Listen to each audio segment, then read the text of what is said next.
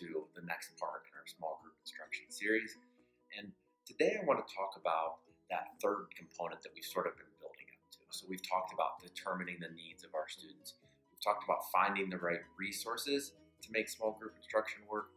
And now we have to talk about how we establish those classroom structures and routines in order to make it work in our classroom, whether that's traditional or even virtual.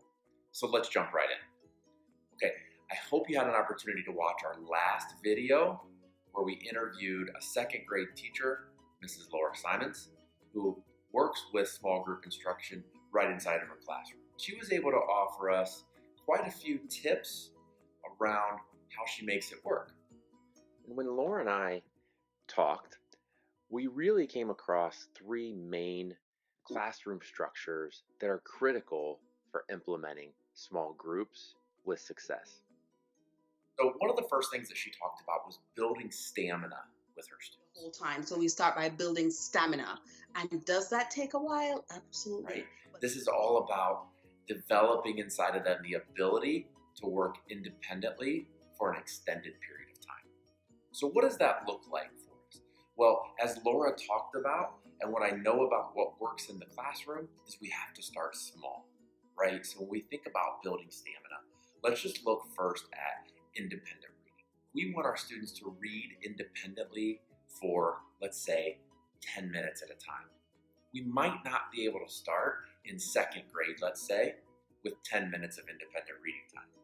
We may need to start with just 1 or 2 minutes, and then we build up over a period of time, adding 1 or 2 minutes each day or each week. And we build up until we can get to that 10 or 15 minutes, whatever we're shooting for. And that works for all of our independent activities that we're looking for our students to do. So we build stamina. Now, how does that look virtually? How does it look different than it does in a traditional classroom setting? Well, in a virtual setting, we might have to be a little more creative. And we could say that about anything that we have to do in our virtual classrooms. Think about using things like a listening or a reading log where the students would track their time reading. And in your class sessions where you're meeting with your students, you'll talk to the students about how that's going and what your expectations are. Just like anything else in the classroom, especially when we're trying something new, parent communication is key, isn't it? So we need to make sure that we're letting the parents know what our goal is and how we plan to get there. Also, think about if you're using some sort of virtual program or online resource like Amira or maybe Waggle or even your online textbook. A lot of those resources have a way to track time. And so if you're asking your students to build stamina, you'll be able to go in and monitor that. So one of the other things that Laura and I talked about in our last video was all about guided practice and modeling for our students. So we know if we have a behavior or an activity that we want our students to have or to be able to work on, we need to model that for them. We need to practice alongside of them. And so in a traditional classroom, what does that look like? Modeling. So it's literally like role playing. This is what reading a book looks like. This is what I mean when I say, I want you to read the whole time. Well, in a traditional classroom, we're going to be on a day-to-day basis working with the students on those things. So if we want our students, again, to complete independent reading, we as the teacher would sit down with them and we would show what that independent reading looks like. If we want our students to do word work, we would model that activity with our students. So we have that guided practice and they have the opportunity to work through those together as a class. So what does that look like virtually? How does it look different for us, that guided practice and modeling? Really, guys, this one is not a whole lot different when we're thinking about virtual instruction.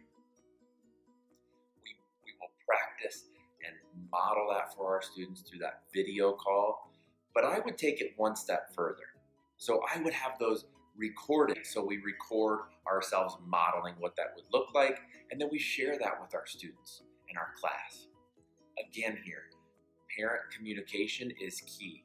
So if the expectation is that the students are doing an independent work activity, we model that in either our class session and hopefully through a recorded video, and then we tell our parents where that will be, that way they've got access to see what it is that activity would look like for their students. And then finally, one of the things that is really important in making small group instruction work in your classroom is building in the expectations and the routines for your students. So what do we mean by that? Well, first of all, let me point out, again, this really is no different when we're talking about virtual versus traditional classroom teaching. And just them knowing what are some things that they can do. Hey, I got done early with my work. What can I do? I can read quietly to myself. I can help a neighbor who needs help. I can look in my folder. We have folders in desks that are for incomplete work, so they can get out that folder and get work done. So it's just setting up your classroom for success and thinking ahead, like what are eventualities that can happen, and then planning for those eventualities. So when we talk about building and developing those routines and expectations, of course we have to outline that very explicitly for our students, and it will take lots of practice. If you remember in our video with Laura, she talked about bell chimes. That I use bell chimes to signal transitions. So I am not voicing transition times. Okay, students, please pack up. We're getting ready to do. Once they hear the bell, they know right away, I need to stop what I'm doing. I don't have time for this task anymore, and I'm ready to transition to the next step. And so instead of her having to give verbal instructions, she would ring that bell, or the bell chime would go off on a timer, and the students just knew that they had to rotate to their next station, their next activity. Right? We condition our students so that they know what the expectation, they know what the routine is. So in a virtual setting, again, we've got to develop those routines and let our students know what that will look like. So often, as we've talked about before in this series, we might meet with our whole group on a video call, and then I might meet with small groups of students. That way I still get that small group work, and I'm building relationships with my students in those small groups. But I've got my other students working independently during that time. And so again, we have to build in that expectation. And I know you're going to be surprised by this.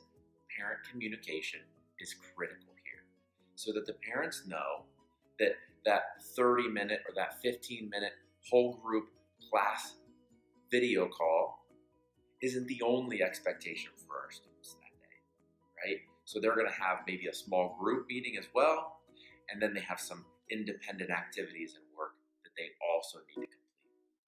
This is where I really like to bring in something like an online menu of options or choices for our students for that small group or independent work time.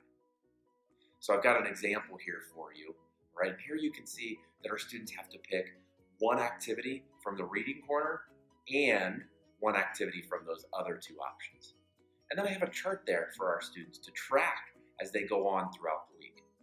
And again, I communicate this not only with my students, but with my parents. I'm modeling it for my students, right? We build stamina as we go, and eventually we'll have that routine built right in, and my students will know what the expectations are. Guys, I really hope that you're able to develop a good classroom routine and structure for small group instruction. Please reach out to us if you've got any questions or want any support around developing those small groups in your classroom. This is Jason Lupke, Global Solutions.